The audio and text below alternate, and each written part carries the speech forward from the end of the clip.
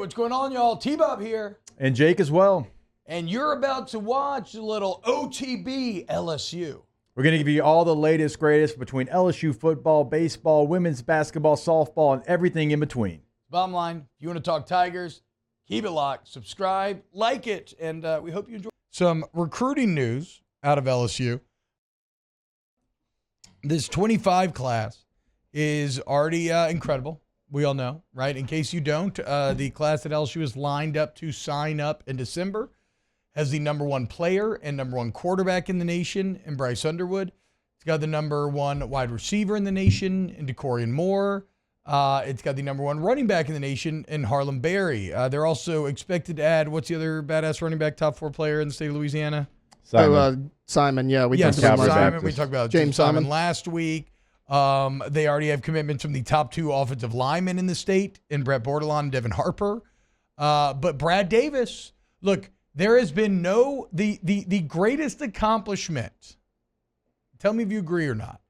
But the greatest accomplishment thus far of the Brian Kelly era, and you can say the Brad Davis era as well, is that they have the LSU offensive line in a more NFL talented and sustainable spot than perhaps I've ever seen it. Maybe save for like Saban, because Saban was churning out some NFL guys as well for a while there. But it just feels like LSU's in on all the big guys nowadays. And the latest, yesterday, Chad Simmons, who everybody knows or most do, he's the On3 National Director of Recruiting. Basically, they don't call it a crystal ball, but it's the On3 equivalent. Cristobal Micah DeBose to go to LSU. This is the number one interior offensive lineman in the country.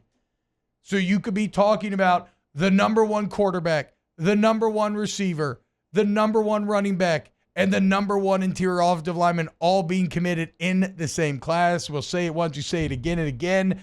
There is no one better position to take advantage of the power vacuum of not just Saban, but Jimbo Fisher also than are the LSU Tigers. I'm right there with you. It is setting up to be an all-time class. Like when we say all-time, not just like all-time in recent memory, not just all-time here in the last 2 decades. Like, no. I mean, this has a chance to beat that Texas A&M class that everyone was saying was maybe the best ever. I mean, you're not talking about just number one players. You're talking about number one players in the prime positions. You're talking about number one players at the most important positions. Yep. You're talking about number one players overall, right? And so this is a class that is coming together right now, and we've seen this happen before. Like when things come in vogue and you're like, hey, man, that guy committed there. That guy committed there. It's like across the country, you're like, well, I want to be a part of that. I've seen that guy at Elite 11. I've seen that guy at that camp. That dude's a dog. I want to be a part of what they got going on there.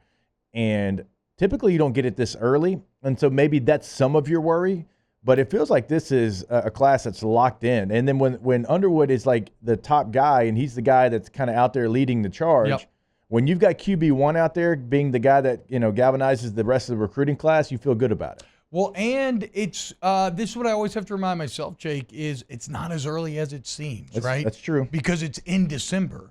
It's less than a year away, where typically it was a full year away. Normally you hear 25, you're thinking, oh, that's like next February. There's a million things that could happen. No, this is at the end of this football season. Like that'll be, well, shoot, we're almost into March, boys. You're talking about damn near 10 months from now, we'll figure out the exact makeup of this class, but just the heater. Alva Marzamwani in the chat asked if the number one safety is also crystal balled to He's talking about DJ Pickett, I'm assuming. Is he crystal balled to LSU? A couple people have said he's an LSU lean right now, though it's not like anything concrete, which, I mean, nothing's concrete nowadays. Wow, Jake, what incredible takes. I mean, those guys, they're just the best. I think so. And if you think so, again, hit the like button, subscribe, ring the bell so you get notifications when we post every single day here on OTB LSU.